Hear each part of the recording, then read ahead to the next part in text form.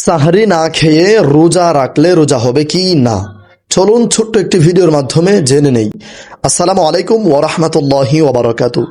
নাহমাদুহু ওয়া নুসাল্লি ওয়া নুসাল্লিমু আলা রাসূলিহিল কারীম, আম্মা বা'দ, ফাআউযু বিল্লাহি মিনাশ শাইতানির রাজীম, বিসমিল্লাহির রহমানির রহিম। সুপ্রিয় দর্শক শ্রোতা মণ্ডলী, পবিত্র মাহে রমজানুল মুবারক আমাদের মাঝে আগমন করেছে।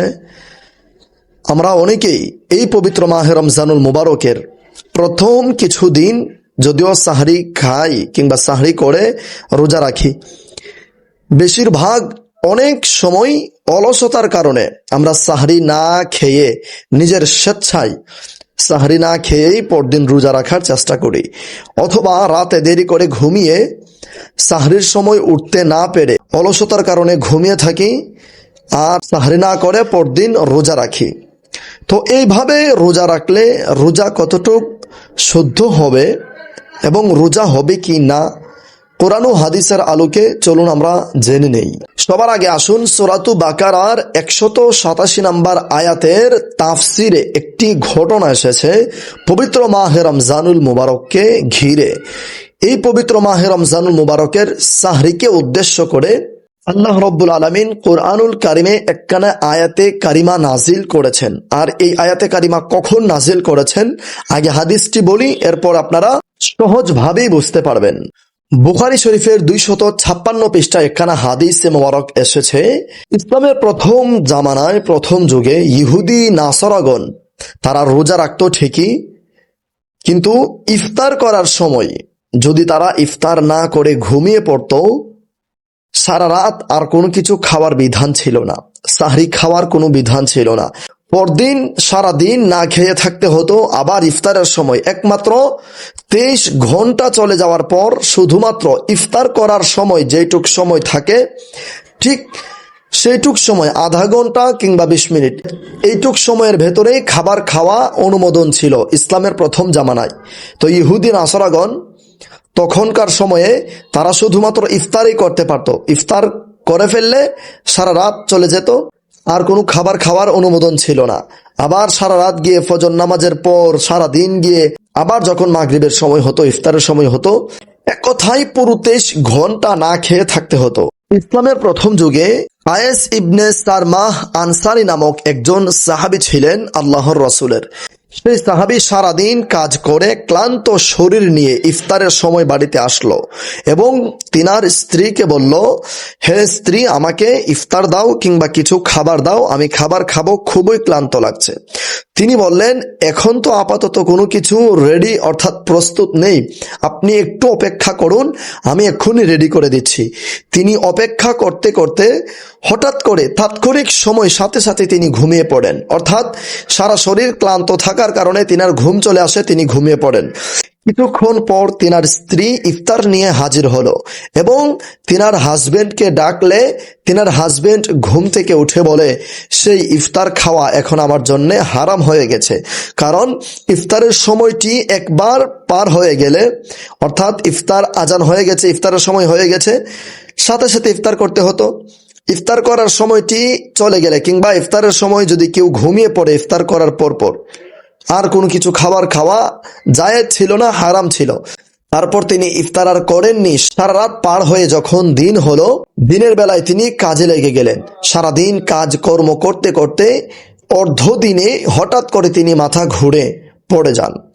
এরপর আল্লাহর রাসূল সাল্লাল্লাহু আলাইহি ওয়া আলিহি ওয়াসাল্লামের কিছু সাহাবী এই ঘটনা দেখে আল্লাহর রাসূলের দরবারে হাজির হলেন এবং বললেন, ইয়া রাসূলুল্লাহ ওয়া ইয়া হাবিবাল্লাহ, একজন সাহাবী ইফতারের সময় থেকে নিয়ে সারা রাত পাড়ি দিয়ে সারা দিন কাজ করে অর্ধ দিনে অসুস্থ হয়ে পড়েছেন। তখন আল্লাহ রব্বুল আলামিনের দরবারে আল্লাহর রাসূল ফরিয়াদ করলেন, হে প্রভু, আমার এই সাহাবীরা এখন এই কষ্ট সহ্য করতে পারছে না, কিন্তু আমার গুনাহগার উম্মতেরা তারা তো আরো দুর্বল থাকবে, এত বড় রাত এত বড় দিন পার করে কিভাবে এতক্ষণ সময় উপবাস থাকবে।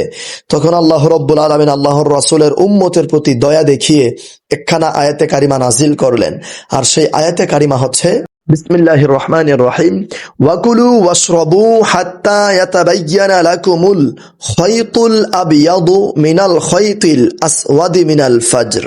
আল্লাহ রাব্বুল আলামিন জিবরাইল আলাইহিস সালাতু ওয়াস সালামের মাধ্যমে এই আয়াতে কারিমা আল্লাহর রাসূলের দরবারে পাঠিয়ে দেন এবং এই আয়াতে কারিমার মাধ্যমে আল্লাহ রাব্বুল আলামিন ঘোষণা করলেন, হাবিব, আপনার উম্মতের জন্য আমি আল্লাহ এই রোজাকে সহজ করে দিলাম সাহরি খাওয়ার মাধ্যমে। আপনার উম্মতেরা সারা রাত যখন মন চায় তখনই সাহরি খেতে পারবে, রাতের শেষ ভাগেও সাহরি খেতে পারবে, ততক্ষণ পর্যন্ত যতক্ষণ না পর্যন্ত আসমানের সাদা শুভ্র রেখা দেখা না যায়, অর্থাৎ যতক্ষণ না পর্যন্ত সুবহে সাদিক ফজর হবে ততক্ষণ পর্যন্ত আপনার উম্মতেরা খাবার খেতে পারবে। সুবহানাল্লাহি ওয়া বিহামদিহি সুবহানাল্লাহিল আযীম। এই সুসংবাদ একমাত্র আমার নবীর উম্মতের জন্য, তাই অন্যান্য নবীর উম্মতের জন্য এত সুযোগ সুবিধা ছিল না। এই আয়াতে কারিমার মাধ্যমে আল্লাহ রাব্বুল আলামিন মুসলমান এবং ইহুদি নাসারার মধ্যে পার্থক্য করলেন। আবার আল্লাহর রাসূল সাল্লাল্লাহু আলাইহি ওয়া আলিহি ওয়াসাল্লামের উম্মতের উপর বড়ই ইহসান করলেন, বড়ই রহমত নাজিল করলেন। সুবহানাল্লাহি ওয়া বিহামদিহি সুবহানাল্লাহিল আযীম। সহিহ বুখারীর সূত্রে মিসকাত শরীফের 175 পৃষ্ঠার মধ্যে আল্লাহর রাসূল সাল্লাল্লাহু আলাইহি ওয়া আলিহি ওয়াসাল্লামের একখানা হাদিস মোবারক, রাসূল করিম সাল্লাল্লাহু আলাইহি ওয়া আলিহি ওয়াসাল্লাম বলেন, তোমরা রাতে ঘুম থেকে উঠে সাহরি খাও, কেননা সাহরির মধ্যে অফুরন্ত রহমত আর বরকত রয়েছে। সুবহানাল্লাহি ওয়া বিহামদিহি সুবহানাল্লাহিল আযীম। এই হাদিসে মোবারক থেকে আমরা জানতে পারি সাহরি খাওয়ার মধ্যে অফুরন্ত রহমত আর বরকত রয়েছে, যদিও কম, অর্থাৎ কম করে হলেও আপনি সাহরি খাবেন। সাহরি খাওয়া যেন কারুর জন্য মিস না হয়ে যায়। এই সাহরি খাওয়ার মধ্যে রহমত রয়েছে, সাহরি খাওয়ার মধ্যে বরকত রয়েছে। সাহরি খাবেন, নফল ইবাদত হয়ে যাবে, নফল সওয়াব হয়ে যাবে। সুবহানাল্লাহি ওয়া বিহামদিহি সুবহানাল্লাহিল আযীম। তবে হ্যাঁ, কেউ যদি ভুলবশত সাহরি না খায় তাহলে তার রোজা হবে না এমন কোনো কথা নয়, তার রোজা অবশ্যই হয়ে যাবে। যদি কেউ সাহরির সময় ঘুম থেকে না উঠে তাহলে সাহরির রহমত থেকে সে বঞ্চিত হবে, কিন্তু রোজা হয়ে যাবে। সাহরির বরকত থেকে সে বঞ্চিত হয়ে যাবে, কিন্তু রোজা হয়ে যাবে, কিন্তু রোজা ঠিকই হয়ে যাবে। এরপরেও আল্লাহর রসুলের এই হাদিস মোবারককে আমাদেরকে প্রাধান্য দিতে হবে, কারণ এই রহমত বরকত একমাত্র আমাদের জন্য আল্লাহর দরবার থেকে আমার আল্লাহর রসুল চেয়ে নিয়ে আসছেন, একমাত্র আমাদের জন্য। আর আমরা যদি এই সাহরিকে অবহেলা করি তাহলে আল্লাহর এই রহমত থেকে, আল্লাহর এই বরকত থেকে আমরা অবশ্যই বঞ্চিত হয়ে যাব।